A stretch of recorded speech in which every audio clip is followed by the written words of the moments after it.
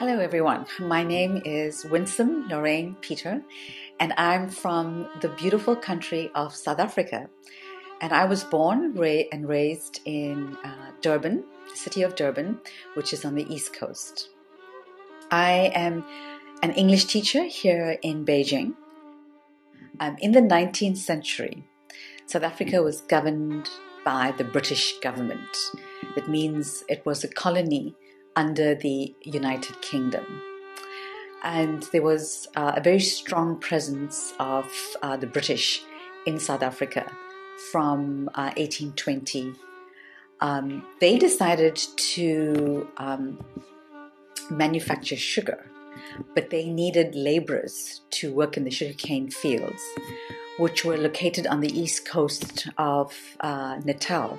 Natal was the province in which you would find the city of Durban.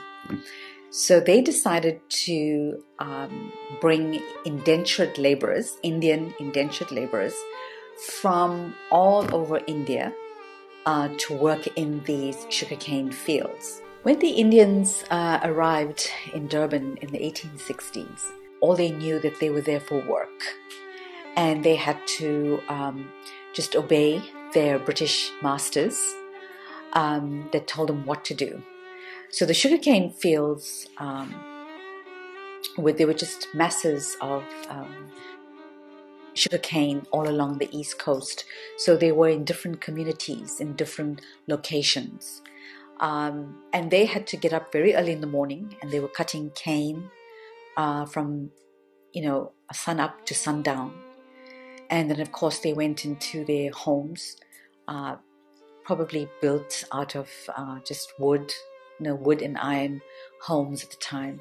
Some of the people that came on the ships, they had no families like children, which were just found on the children, so they were adopted by the adults, and they stuck together basically as a community and took care of each other. Life was extremely tough for them because they were indentured laborers. They had no rights in this country or in this part of the world, and they were severely abused, treated very harshly, quite a bit of brutal, hostile treatment that they had to undergo, and the women as well were treated very badly and very hostile. So my great-grandfather was actually a Hindu priest in the community, and he was very well known because he provided the religious kind of side, for the people that lived in that community at the time. And so my dad's family, his father and his mother and his grandfather, they were very well known. They were all Hindu. They practiced Hinduism, and that primarily was their life. My dad's mom, my grandma, started behaving very, very strangely. She was running around and doing strange things, and they couldn't cure her at all from this strange behavior. And it was actually becoming very violent. And she would take a knife, a very large knife, and she would run after my grandfather, literally go after him and want to kill him. They became extremely concerned that she was probably mentally not normal, that was something wrong mentally. And of course, my great-grandfather, being a Hindu priest, tried so many things and it never worked. So they were becoming more and more desperate to get her cured as such. There was a young preacher, he was a British preacher, called John Francis Rollins. And John Francis Rollins was called by God to evangelize the Indians in Durban at the time, and thank God he obeyed the Lord's calling on his life. And he started going into the Indian community and preaching the gospel. Of course, he was rejected and he was treated very badly because the Hindus were very proud of their Hindu faith and didn't want to have anything to do with him and the Christian faith. But Pastor John Francis Rollins persevered. he knew what God called him to do, and so he persevered. So my grandparents had heard about Pastor Rollins, and they decided that their only hope was to call in this man to help cure my grandmother from this strange behavior, which later on we realized was demon possession. She was actually possessed by many demons that tormented her. So Pastor Rollins came in and he prayed for my grandma, my dad's mother, and she was delivered of every demon that had tormented her, and she was set free. And she instantly accepted Christ as her Savior. She received the Lord into her heart, and she was then determined that she was going to take my dad and his brother to church. And by then, Pastor Rollins had built the first church for Indians called Bethesda Temple, which was located in the city of Durban in Carlisle Street. My great-grandfather, they preached to him the gospel, but he refused to accept the Lord. But when he was on his deathbed, he felt flames or fire around his bed. And so he was so afraid that he called for my grandfather and my grandma and my dad and my uncle, all landed up beside him on his deathbed. And he didn't know what to do about this fire and this flames around him. So they decided to pray, and they said to him, "You have to accept Jesus as your Savior." So on his deathbed, with his last breath, my great-grandfather accepted the Lord and accepted Jesus into his heart. And he was saved and, of course, entered his eternal rest. My mom went to a Catholic school. She was raised in a Catholic school taught by nuns. So her family were very staunch Catholics. But her brother, younger brother, was he used to have a lot of fits, which I think at the time was epilepsy. And they took him to doctors, they took him to a Catholic priest, but they could not cure him or get him cured. So eventually they also heard about this Pastor John Rollins, and they decided to go to the church and get him to pray for my uncle.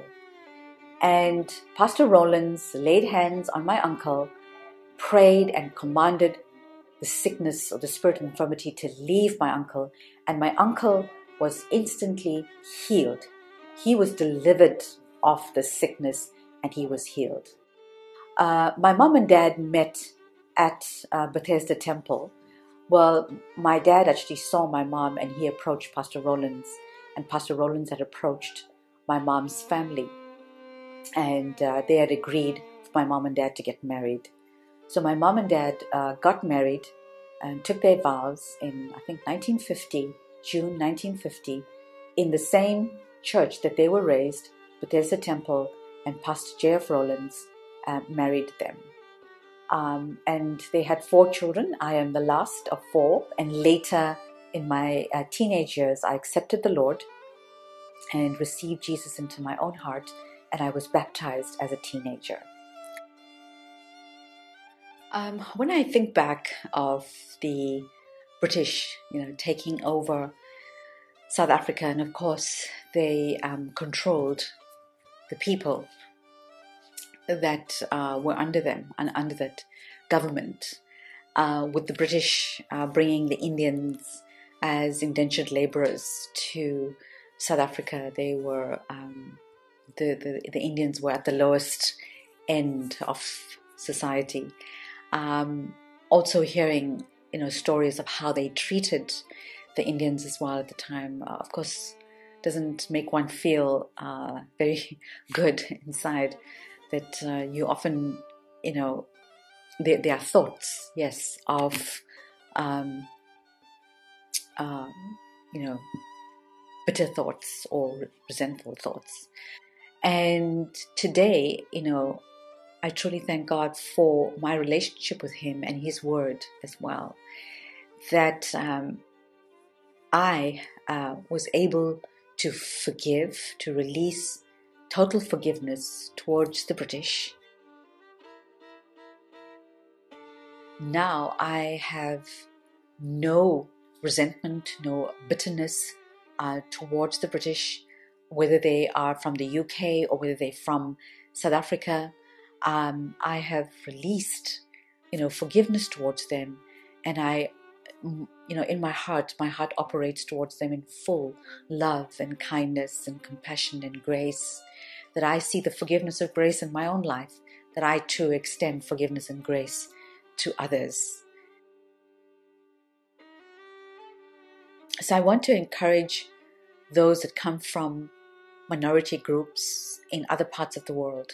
And when you look back on your own history as well, instead of reliving and instead of, continuously keeping at the front of your mind all of the things that have happened that none of us were able to control anyway. But I encourage you to let it go and to release and to fully operate, in forgiveness and grace and mercy towards the descendants of those who may have done your family or ancestors wrong. We don't condone it as Christians, but it was out of our control. But we can control what's in our hearts and what's in our souls. And that is, we're able to release forgiveness and we're able to operate in grace, compassion, and the love of God. And we must always keep in mind that for whatever we have done, God has forgiven us. He has shown us grace. He has shown us compassion and kindness. And He has brought us into the fold and into His love. And we should do the same for others.